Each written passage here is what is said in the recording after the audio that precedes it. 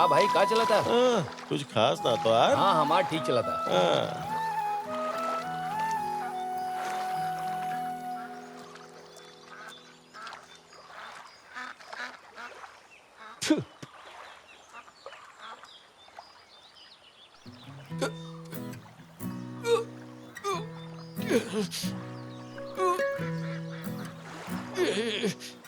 अरे सोमा, हाँ तो यार तबादला के का भाई?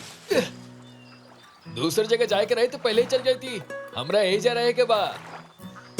अरे आखिर बैल का? सरकारी काम बा, केकरा पता बा कब ट्रांसफर ऑर्डर निकल जाओ। सुमन भाई, हाँ कैसन बड़ा? हाँ? देखलम कैच कैसे कहीं नहीं। रउआ के भी आदत पड़ गई।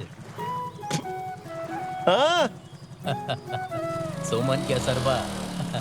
चल बैठ।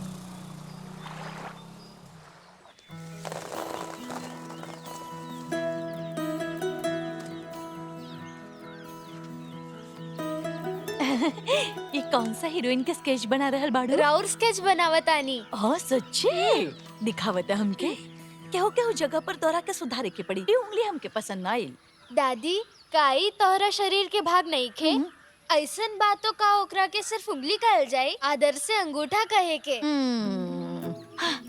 अब हमके दूध दू के संभाले के पड़ी। लड़की के स्कूल त ना भेजेला और नया नया चीज सिखावत रहेला। रउआ के गलतफहमी हो गइल ह। एजा से कोनो कंप्लेन न गइल ह। हमार विश्वास जाए करी। तो सनी, तोरा कुछ मालूम नहीं क्या? कुछ लोग फेमस होए खातिर जानबूझ के करेले।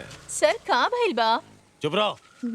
ए ऑफिसर, का बा? अध्यक्ष कंप्लेन? महोदय, हरित संघ रिप्रोडक्टिव कैपेसिटी वाला नारियल के पौधा भेजे के निर्णय ले ले बा। अरे वो बाद में देखल जाए। हमरा पता चलो चला बा रखा। कि तुम्हार कंप्लेन कैले बड़ा कि हमार खाद कारखाना से निकलल कचरा तालाब में छोड़ल जाला, और तो और हमार गैर कानूनी खदान के बारे में भी। तोड़वा और तोड़पल्ली में हम जे भी करता नहीं, वो जे जासूसी करके तोरा का मिलेला? ओ हैं? ऐसन बात बा।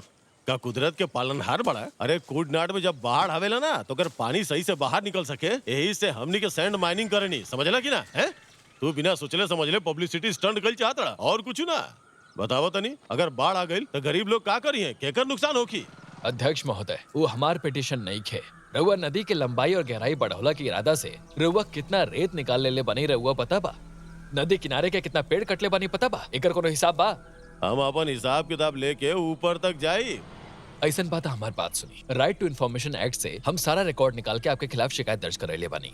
रउआ बाढ़ पीड़ित लोग के बचावे का रहे तो स्पेस साफ कहने कहीं। हमने के लगे पूरा 40 को दरवाजा बा, उनमें से कितना को चला था? हाल ही बा कि बांध के दरवाजा के जंग खैला के वजह से समंदर के खारा पानी खेत में आवता। कई सारा बात के जवाब दे बा आपके लगे समझ में आवता रहुआ? आज सवेरे ही प्रेसिडेंट साहब के ऊपर जवाब देवे के पड़ल बा। तोरा जे भी करे के बाऊ करा सोमान, तू ही कुर्सी पे ज्यादा समय तक ना टिकबा। अध्यक्ष महोदय, हम रउआ के बताते कि हम भी यह चाहता नहीं कि हम इस सरकारी काम छोड़ के खाली और खाली हड़ताल ही करें। ये पागल आदमी के तू लोग सपोर्ट कर रहा बड़ा ना, सबके देख ले।